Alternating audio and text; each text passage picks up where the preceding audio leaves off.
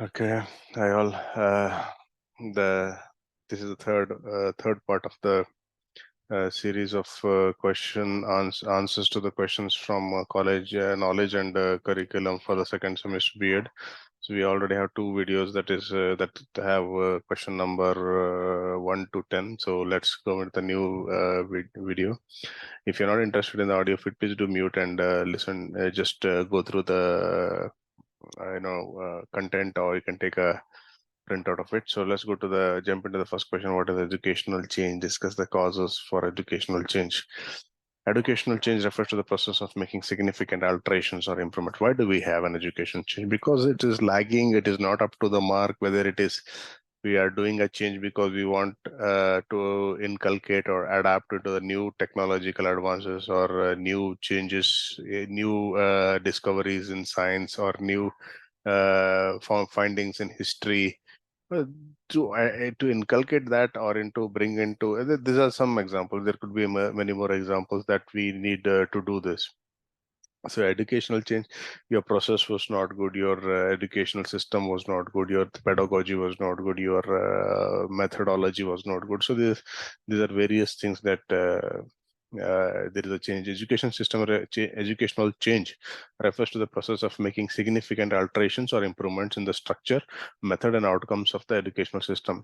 This transformation can occur at various levels, from individual classrooms and schools and entire educational systems, and it aims to enhance the quality of education, adapt to societal needs, and prepare students for challenges of the future.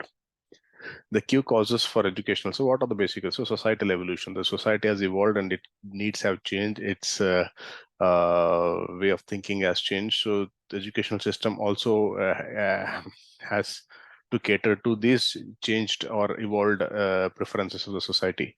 Changes in demography, technology, and cultural norms drive the need for educational that prepares individuals for workforce and society. For example, the shift from industrial to knowledge-based economy has necessitated changes in curriculum to emphasize critical thinking and technological skills.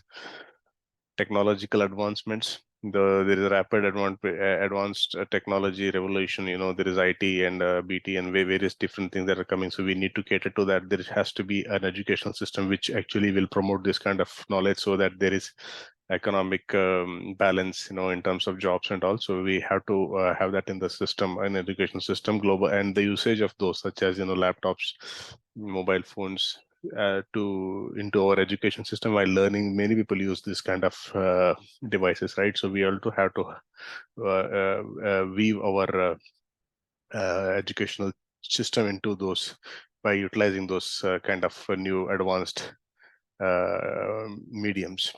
Globalization, the interconnectedness of the world has increased the need for more globally focused education. Research and pedagogy, ongoing research in the field of education continually reveals new and more effective teaching methods. Economic and labor market changes. So you can see that there is a change in the economy, based on the talent that is there in the third world countries, and many developed countries are looking forward to this. So there is a drive to, have an educational change which will actually cater to this boom in the market, so that, there is good possibilities of, employment and economical boom. Policy and governance. Government policy and educational regulations can trigger change by setting new standards, assessment methods, or curriculum requirements.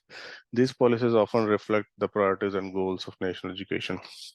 Social and cultural factors. Changing social and cultural norms can influence the goal and expectation of education. Let's go to the next question. Right, right note on impact of reconstruction of society. The question is wrong. Pardon me for that. So what is the reconstruction of society? What is the need for it? The process of reconstruction can have profound impacts on various aspects of community life, including social, economic, political dimension. Whether it's rebuilding after the war, natural disaster, attempting to address systematic inequalities, reconstruction is essential for societal progress. So reconstruction is nothing but we have to reconstruction or reconstruct our society. Best example of that is the Hiroshima Nagasaki. When in Second World War there was the bombing of those cities, they had to reconstruct because of the war consequences, and they have built a new society. So This is just one example. There are other examples, such as in India, there were many places where tsunami was hit, or you can also see that there were earthquakes and the whole population was shattered. The landscape was shattered, and they had to do a full reconstruction of that. So, what is the impact of the social cohesion? Reconstruction fosters social cohesion. So sometimes when these things happen, right, there's a positive side to it as well. People come together, at it's human nature to help each other and however bad they look at times, people do come together and join hands. When it was the pandemic, right, the corona pandemic, also many people came to help each other. Eventually people helped each other there, rather than any government mechanism or system. It was people at the end, the people who came to rescue of people. Economic revival. Construction projects stimulates economic growth by creating jobs, boosting local industries, and attracting investments.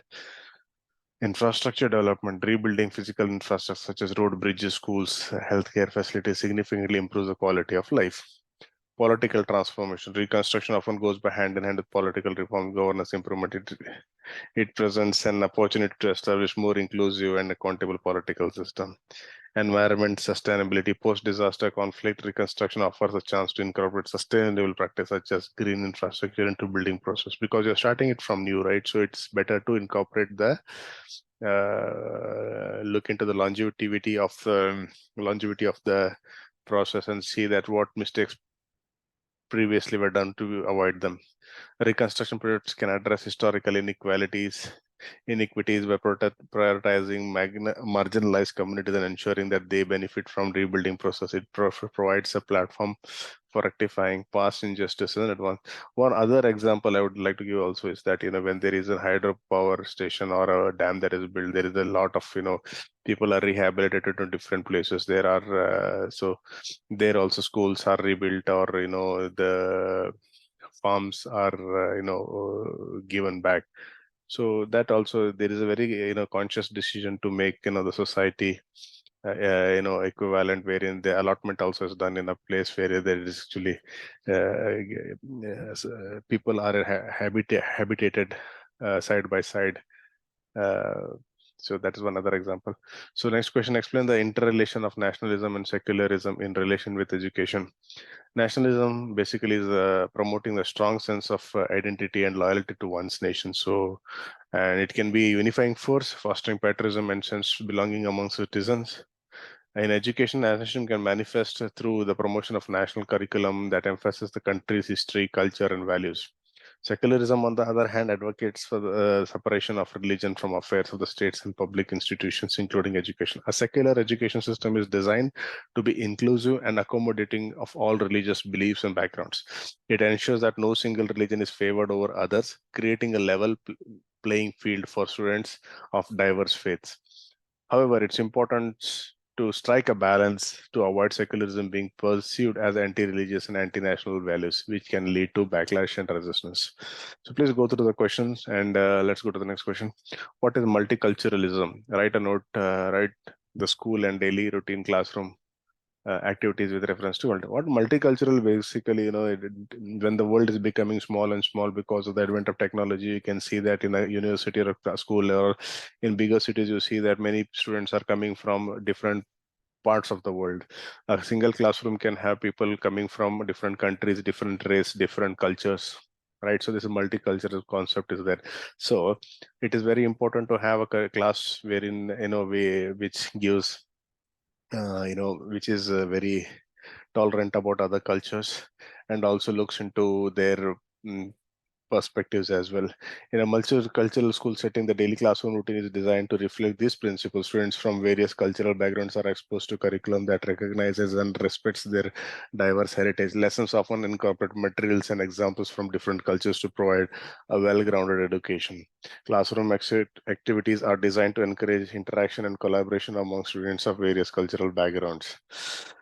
In the summary, multiculturalism is inclusive. It's basically inclusive. It's not like, focusing on one particular culture. It's inclusive and accepting approach that celebrates cultural diversity, promoting understanding and appreciation among students. Please go through this question for more details. Let's go to the next answer. What are the principles of curriculum construction? Explain in brief. Curriculum construction.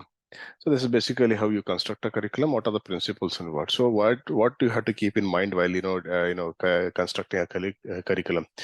The clarity of purpose should be there. So what do we want students to learn? So basically, we have to be clear in the purpose of coming up with this curriculum. Whether the curriculum is aligning with the goals, what we set to achieve. Sequencing and progression should be very scientific. Relevance and context, it should be very, the curriculum should be very relevant, and context should be enhance practical applicability. Inclusivity and diversity to cater to the multiculturalism. The curriculum should cater to diverse learning backgrounds, promoting inclusivity and cultural sensitivity.